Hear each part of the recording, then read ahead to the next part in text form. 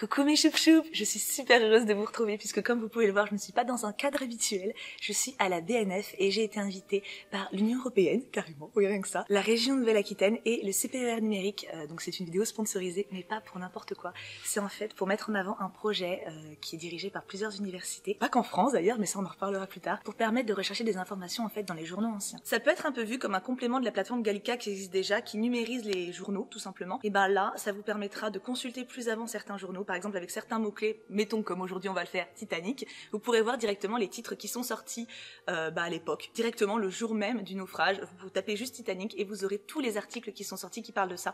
Ça fait une base de données et de recherche incroyable, ça peut être pour les historiens, les étudiants, que ce soit en lettres ou en histoire évidemment, mais aussi tout simplement pour vous et moi, quand on est un petit peu curieux, quand on a une période de l'histoire qui nous passionne ou qui nous intéresse particulièrement, ça permet d'avoir directement les sources originales en fait. Et je trouve ça incroyablement génial, tout simplement. Donc j'ai trop hâte de vous présenter ça un peu plus avant. C'est juste un projet que je trouve trop chouette, donc on y va tout de suite. Donc la collection de presse de la Bibliothèque nationale de France compte actuellement 250 000 titres de presse. Elle est une très bonne photographie de l'histoire de la presse en France puisqu'elle est constituée par dépôt légal, c'est-à-dire que depuis 1537, tout ce qui est édité en France, un exemplaire doit être déposé à la Bibliothèque nationale. Le premier titre de presse donc, qui ouvre la collection date de 1631. Il s'agit de la Gazette de Théophraste Renaudot. Et puis aujourd'hui encore, des nouveaux titres entrent dans les collections. On a eu la chance d'avoir des journaux d'époque qui sont sortis pour avoir justement une condition réelle. C'est déjà un honneur pour moi, je trouve, d'avoir vraiment ces documents à portée de main. On voit clairement que l'état est très différent en fonction d'un document à l'autre. Celui-ci est très bien conservé, mais est néanmoins extrêmement fragile, donc on ne peut pas le manipuler à la main, on ne peut pas y toucher. C'est déjà une chance de pouvoir les voir, mais la chance également de le numériser, ça veut dire que justement les documents qui sont trop abîmés pour être consultés, ça peut demander des jours des fois de pouvoir en voir un seul. Le fait qu'ils soient en ligne, tout simplement tout le monde peut y avoir accès. Et c'est une chance incroyable. Là, vous pouvez voir du coup directement des articles qui ont été publiés à l'époque en fait concernée. Je voulais voir des articles sur le Titanic, sur le naufrage du Titanic, et justement là en l'occurrence on a la chance de pouvoir les voir en vrai et on aura également la chance du coup de pouvoir les consulter en ligne. Vous pouvez voir la différence entre un journal qui est bien conservé, ce qu'on appelle bien conservé, qui tient à peu près encore entier, et un qui commence vraiment à s'effriter, à avoir des marques d'usure assez prononcées. Et on se rend compte à quel point justement tout le savoir et toute la connaissance, tout le patrimoine historique qu'on peut conserver tient à très peu de choses. Donc la numérisation des documents est d'autant plus importante pour ça. En plus, c'est une petite surprise, je suis trop contente, il y a carrément un encart sur Hugo, donc je suis la plus heureuse du monde.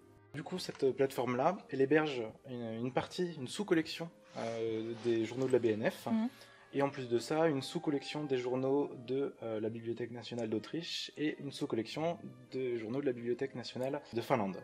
Donc pour cette vidéo-là, on va certainement se concentrer sur les documents en français, parce que donc évidemment, on a du coup des documents en finlandais et en allemand. Alors écoute, tu peux tout de suite essayer de faire une recherche sur le terme qui t'intéresse. Du coup Titanic, on va rester dans le thème du jour. On va rester sur ce thème-là. Alors il va falloir que tu filtres justement uniquement les documents en français, puisque là il va te faire apparaître des documents qui viennent de partout. Ah, c'est chouette donc, aussi. Si tu veux, pour l'instant, uniquement te concentrer sur les français, tu peux cliquer sur la langue et puis choisir la langue française. D'accord. Donc il y a quand même beaucoup de documents. Oui, on a pas mal de choses. Alors, tous les documents français qui sont pour l'instant sur la plateforme ont également subi ce qu'on appelle une séparation d'articles. On peut accéder à chaque article individuellement, en plus d'accéder au numéro original. Ce qui n'est pas forcément le cas de tous les documents qui sont dans la plateforme, notamment les documents de la bibliothèque de Finlande n'ont pas subi cette séparation d'articles, donc tu peux uniquement accéder au document original. Après, ce que je trouve fou en fait, c'est que il faut savoir parler finlandais, allemand ou suédois effectivement, mais du coup on peut croiser les sources de pays différents si vraiment on a une volonté d'avoir une info complète. C'est aussi l'objectif de cette plateforme. Je trouve ça fascinant pour le coup. Il faut savoir parler les langues, mais voilà, quand même c'est... Mais d'être capable de retrouver de l'information pertinente même dans une langue qui n'est pas la nôtre, ça peut être intéressant. On a ici sur la partie droite de l'écran les images de l'article original, du numéro qui a été numérisé. Et sur la partie gauche, on a du coup l'extraction de texte automatique qui a été fait par un processus qu'on appelle l'OCR, qui est donc un acronyme pour Optical Character Recognition, qui permet donc de transformer une image et des pixels en données textuelles. Ah, c'est passionnant. Et donc voilà, l'idée c'est d'entraîner un algorithme à reconnaître des formes de pixels, des localisations de différents pixels, et de se dire tiens, ça doit très certainement être un A. Si en plus derrière il y a une lettre qui va souvent avec le A, on va augmenter la probabilité.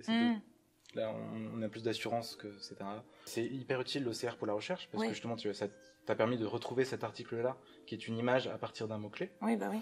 Alors, il y a évidemment, c'est pas un processus qui est parfait, donc il y a souvent des erreurs qui vont être générées, qui peuvent également entraîner des problèmes, des soucis pour la recherche. Donc, le but de ce projet, c'est aussi également de passer outre tous ces problèmes-là d'accessibilité des documents, pour rendre la formation la plus facilement retrouvable et recherchable.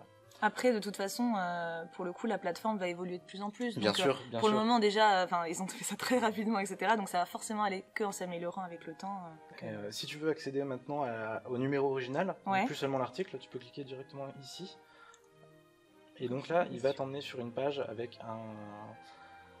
le journal entier. Le journal entier. C'est trop bien. Je trouve ça, même pour ceux qui sont curieux, de voir ce qui a pu se dire dans les années, ou je sais pas. Je trouve ça tellement incroyable comme processus de pouvoir accéder à tout et en fait de juste se laisser à être curieux, quoi. Tout à fait. C'est juste trop bien. Ça donne envie de tout lire. Bon là, je vais peut-être pas le faire maintenant en direct parce que sinon la vidéo serait un peu longue pour vous, mais c'est passionnant. Après, de toute façon, si vous êtes curieux, vous pouvez taper les mêmes mots que moi. Pour le coup, vous trouvez tout comme moi. Donc là, si vous voyez la différence, ne serait-ce que du temps de recherche, en gros, avec un seul clic et en tapant un ou deux mots clés, vous avez directement les informations que vous pouvez chercher.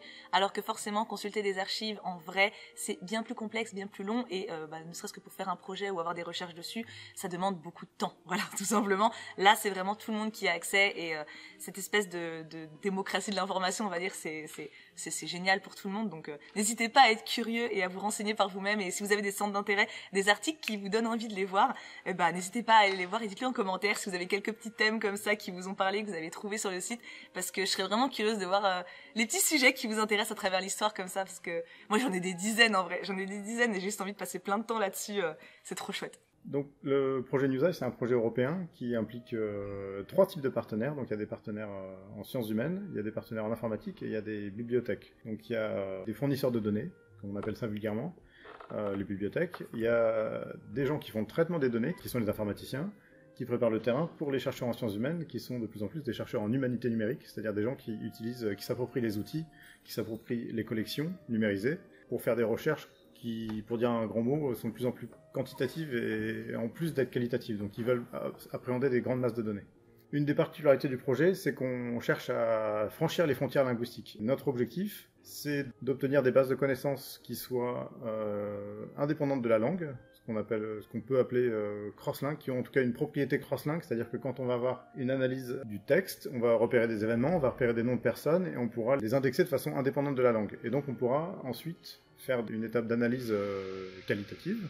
L'intérêt de cette approche qui franchit les frontières linguistiques et les frontières géographiques, c'est qu'on peut imaginer analyser l'évolution des points de vue dans différentes sources. On imagine bien que l'opinion dans l'humanité et dans le monde n'est pas tout à fait la même. Alors là, je prends des journaux contemporains pour vous donner une métaphore que vous allez comprendre. Sur de la presse ancienne, tous les journaux ont une ligne éditoriale, mais en fait, elle évolue au fil du temps. Elle peut évoluer pour plein de raisons. Elle peut évoluer à cause de la politique nationale, elle peut évoluer à cause d'un changement de rédacteur en chef, puis elle peut évoluer à cause des tensions diplomatiques. De façon générale, c'est qu'on va pouvoir faire une analyse quantitative de plein de choses là où les outils précédents servent juste à consulter.